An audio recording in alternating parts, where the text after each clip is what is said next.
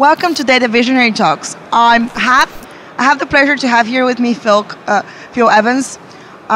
Phil, I still remember the first time we met, like a really long time ago at Insight. I think it's been like 6 years or so. Like at last time we were in Dublin, I think. I was going to say 6 years in Dublin. 6 years ago in Dublin. That was when you came on board and entertaining. Yes, honestly, that's probably still one of my most memorable insight. But looking back, we've grown so much. We've changed the whole event. It's been constantly developing. Can you tell me a little bit more about where is the event now? What has it changed in the last years, and what is the future of Insight? Okay, let's see if I can. So, the first Insight I did was 10 years ago, 600 people, and last year we were 4,300 people. It's an immense growth. And when that happens, the person changes. The identity of the people coming has to change. You have long-time experienced people. You have new people that don't know NetApp and don't know the value. And at the same time, our company changed. We saw a massive change last year in our strive for data management, owning data. So we have to look at what everyone wants to achieve from the event. And that's really what I'm focused on this year. What are we going to get people to achieve and take away from the event that's real value? It's an investment of their time, but we want them to invest the time with us. And that's what I'm looking to do. So it's all around data visionaries, and as we carry on doing this, I love the fact that the people coming on board, we need to make them realize the value of their data in their industry, and that's really where we're driving from this year when we go there. Absolutely. I mean, what I found really exciting about NetApp right now is that we're trying to drive this conversation, challenge the status quo, ask our customers, what do you do with your data? What is the value of your data? Can you tell me a little bit, what's the latest thing that you've heard about the value in data? Okay, so something that really interested me last year at Insight was a speech by Kenneth Colkier, who's the data editor for The Economist magazine, I believe. And he talked around, I won't name the customer, but he talked about a company that were looking to sell their infrastructure, to sell their, they were looking to be bought on the market. And the value of the company wasn't the expectation of the lawyer. And the lawyer turned around and said, the value of the data in this company is more valuable than the assets that you've got as physical assets. The buildings, the facility, the people. The data was the thing that had the biggest value. It was twice as much as anything else. And it was an eye-opener for me to think, well, actually, all the data we hold on everyone is valuable. But at this instance, it was only valuable to that industry. And there's other ways that we can pull that data out to make it valuable to other industries. So, it's that I'm here today at Cisco Live, and I'm talking to lots of customers and asking them the very blunt question: do you realize, could you put a monetary value on the value of your data in your data center?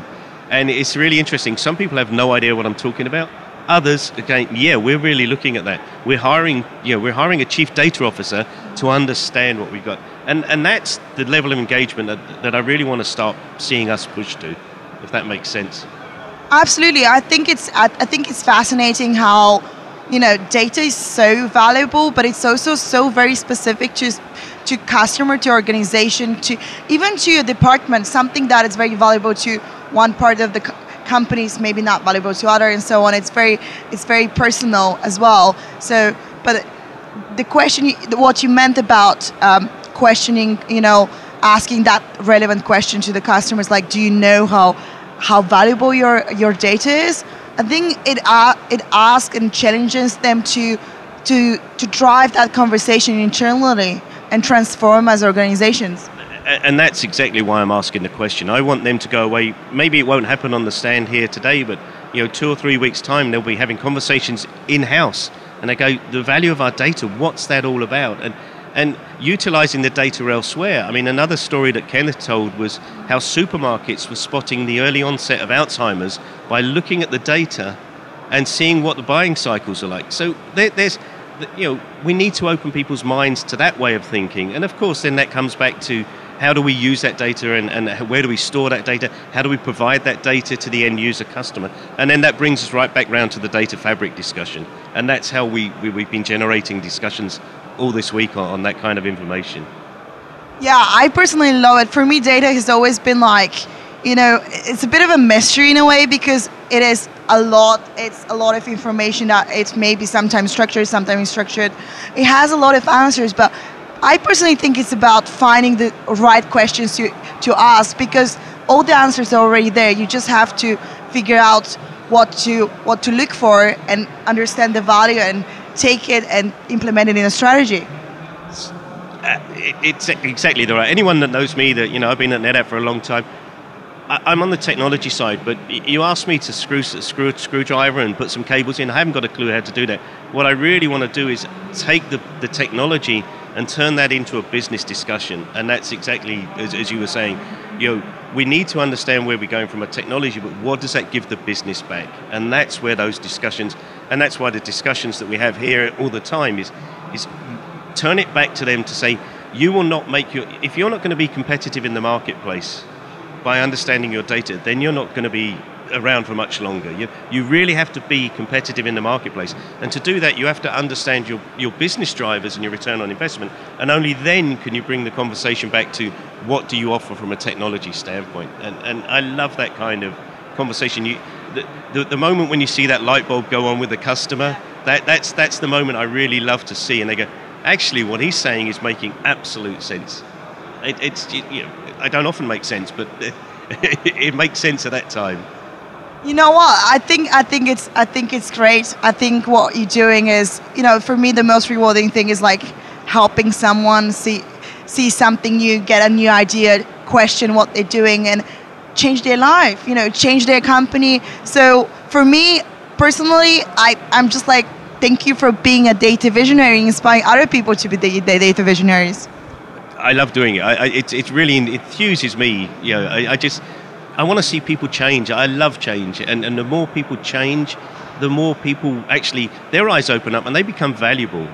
We all have to work for a living, so why don't you make that fun and explore things and always push the boundaries. Never accept the normal. Yes, I can't agree more with that. Yeah, thank you. Well, thank you for sharing that. Before we go, I still have one last question for you. What is your favorite villain? My favorite villain would have to be someone who's so I like the devious side. So who's a devious side? It's got to be one of the Bond villains, really, hasn't it? He's trying to rule the world by being devious. So Scaramanga, maybe someone like that. For me, with the villains, it's always like you can't have a superhero without a villain, so it's kind of necessary, right? Absolutely, you've got to have a superhero to stop the, Bond is the superhero, without the powers, except for alluring the women, which is his superpower. But I like the devious ones. I don't like the bully ones. I like the devious ones. Awesome. Thanks for sharing that with us. Thanks for being on Data Visionary Talks. It was my pleasure. I'm Peria Stefanova. Thanks for watching.